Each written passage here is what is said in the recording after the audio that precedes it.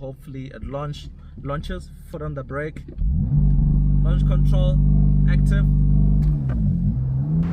What is up, guys? Welcome back to the channel and welcome to a brand new video. Now today you join me for another car review. As you can see behind me, we have the BMW M4, and I know this is a very popular one. Now I really do hope you guys enjoyed this video. Let's get right into it. As I woke up one morning, just thinking about this night.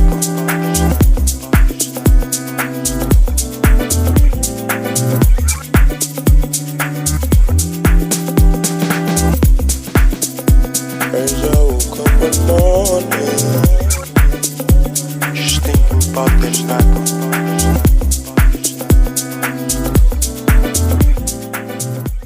So the BMW M4, now as you may all know, the M4 shares platforms with the M3. Now this platform has been around since around 1985 when they first introduced the M3. Now the M3 was introduced as a homologation car. What that means is BMW wanted to take the original E30 racing. Now for them to be able to do that, they had to already have a road-going version of that car. Now throughout the years, we've had different generations of the M3, but there was always the M3 and the M3 Coupe. Now around 2014, they introduced the M4. It's still the same platform, but now this is just the coupe version or the two-door version, simply as it is. Now I think they were trying to expand on a different name just so to differentiate the coupe from the sedan, maybe to try and bring in more sales. Now this particular one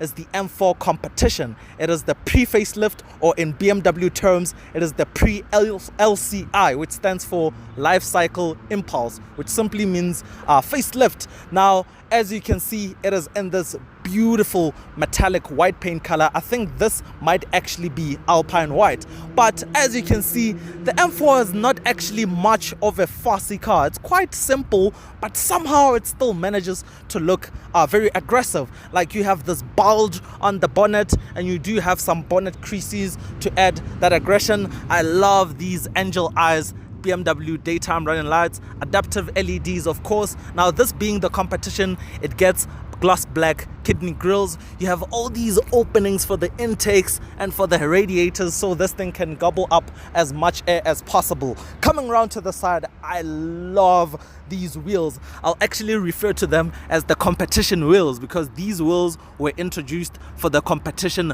variants. These are 20 inches on the front tires, 265mm, which is a very wide tire, and they look absolutely beautiful. This multi-spoke star style rim, which is also two-tone. As you can see, blue brake calipers, which represent the M Performance brakes. Now you can also upgrade to carbon ceramics on one of these, but they were very expensive. Now on the side you have this little air vent to extract turbulence within the wheel arches to prevent lift. It's also gloss black being the competition, otherwise it would be chrome.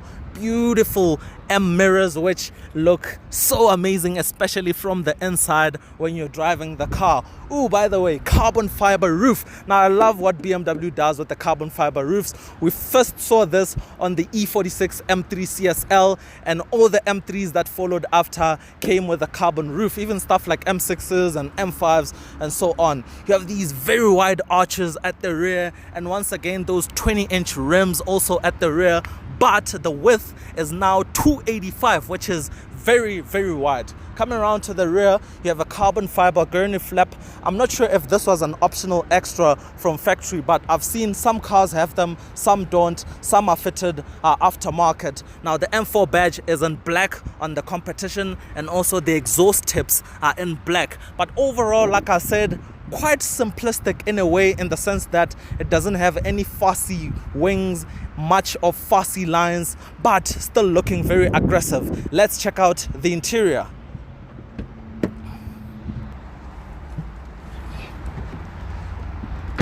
So guys, the M4 interior, one thing I've noted rather, is that when you're sitting in here, the car feels so big and the bonnet outside feels so long, so it's a bit intimidating while you're driving. But anyways, the interior, you have an M Performance or M Sports steering wheel with some M shifting pedals. There's also some M colored stitching which look really nice. I just love how sized the steering wheel is. It's actually quite thin compared to modern day M car steering wheels.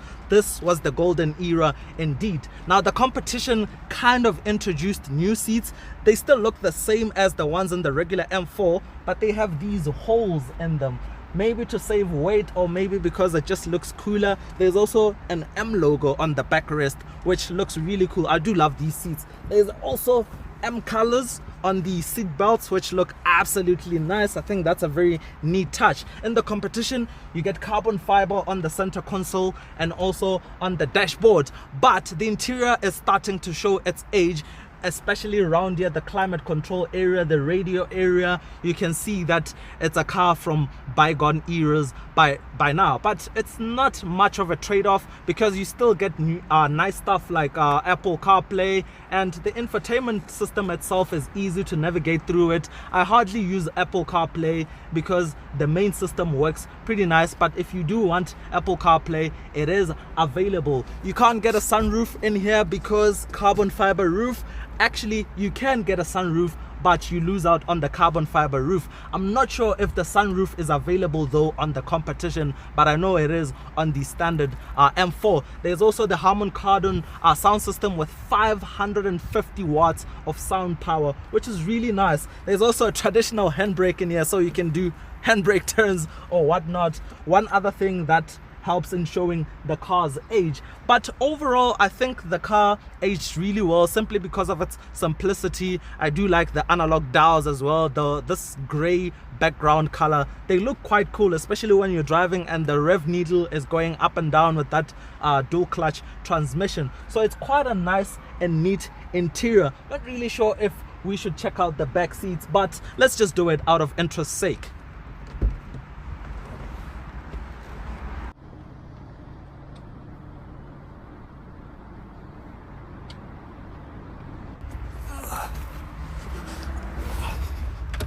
So the M4 back seat. Now guys, remember I'm about 5'7" tall, and I actually have a decent amount of room back here, leg room, knee room, and it doesn't feel any cramped, even though this is a coupe roofline which slopes down. Now for much taller people, obviously it'll feel quite awkward, let's say 6 foot tall, but yeah, it's quite a nice space back here. Nothing all too interesting. You do have some climate control vents, and you have this tray in the middle, of which I don't know what you'll use it for, but yeah, not a bad back room. It's really doable if you want to carry 4 people around. So guys, now like I already mentioned, these are very desirable cars. Now value, these first rolled out around 2014, and the production line ran all the way until around 2020. Now the early 2014 cars were the regular non-comp, and then the competitions started rolling out around 2016, 2017. Now value wise, these go for anything from 550,000 rands all the way to like 1.4 million rands for the later 2020 competition variants. Now obviously the 550 is the earlier 2014 non-comp cars. Another thing that's of concern with these cars is reliability. Now I didn't really do much research on some of the common problems on this platform, but I've seen that they can be prone to oil leaks. This stems from cracked gaskets, oil filters, and all that jazz. So that is something to look into if perhaps you're considering one of these.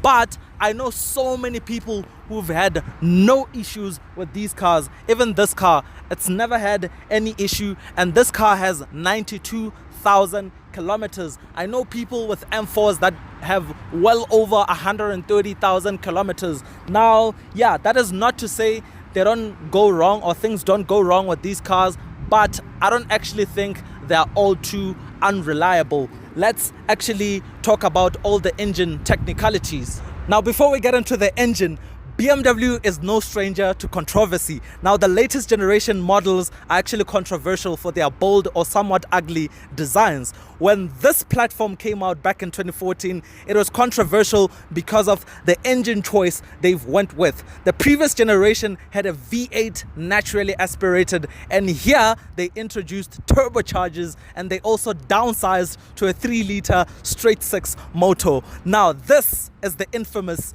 S55 motor. It's a 3-liter twin turbo straight 6, a proper M engine, making 331 kilowatts, which is around 444 brake horsepower. All that power going to the rear wheels, and also torque is rated around 550 newton meters of torque. It's mated to a 7-speed dual clutch MDCT transmission, which is very, very snappy. Now, one very interesting thing about the competition is that they've actually revised the rear suspension. Now, the early non-competition cars were very notorious for being quite snappy anywhere mid-corner, and they were quite unpredictable. So BMW worked on the suspension to try and improve on that, and they reckon this is a much more safer car and it's more predictable, so they say, but we'll actually find out. Now, I actually think this engine is quite cool, and the engine bay itself, because of this carbon fiber strut brace, which looks absolutely cool, and you can see the massive charge cooler right there, which is, yeah, it's an insane engine and it fills up the whole engine bay. Let's actually experience how this thing drives. So guys, you join me inside the M4. And I've actually been driving around for a while, and I have to say, first comment goes out to the suspension. It's definitely stiff. You can tell that this is a focused car when it comes to performance and all of that, but it's still fairly compliant. Like, you can tell when you hit bumps that it's stiff and all of that, but it feels like a very sophisticated suspension and all of that. It's decently comfortable, honestly. It's decently comfortable, and I would go as far as to say that it's dailyable. I mean, these cars at heart are normal day-to-day cars, just spiced up to be a bit more performance oriented. So same applies to the BMW M4. So when it comes to daily stuff, you can absolutely daily it. Sound system, like I mentioned, sounds so good, and it's quite satisfying. It's one of the best out there. Oh, driving in manual, and the gearbox is just a dime to use. And I love how you can hear all the intake noises from the front.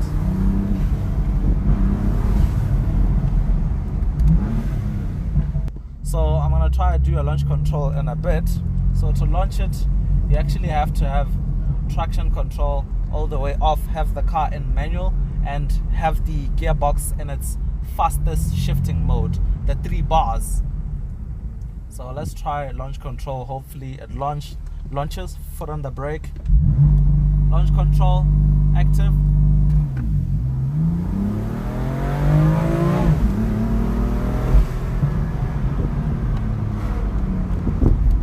It did bog a little bit, but yeah, it launches so well. BMW quotes this at 4 seconds, 0 to 100 kilometers an hour. But trust me, it is fast enough. It is fast enough. Oh. And the way it breaks traction is just insane. Oh. So handling wise, it's actually quite sharp. Like, you can really lean into it. And going back to the suspension thing, remember I mentioned the non-competition cars were very notorious for being unpredictable and snappy around mid-corner and all of that. So this does feel like a more compliant vehicle to an extent. You can go foot flat on it and it's not gonna do anything crazy. You can also foot flatted around mid-corner and all of that, and so far it feels quite predictable, compliant and all of that. The steering wheel feels a bit too heavy and it doesn't feel natural or authentic. So I think it's too synthesized in a way to feel sporty. So it feels too artificially heavy, if that's a thing. That, at least that's how it comes across to me. But I mean, yeah, the car still darts around when you throw it around curves and all of that. It's just that right now I'm driving in like a residential area, Bedford View, if you're familiar with this place.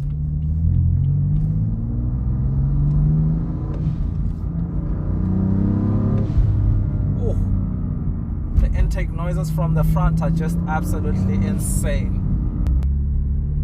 So yeah, guys, that's where I'll leave it off with the BMW M4. Quite a sharp car, very nice to drive around in. Certainly does have that sporty edge to it.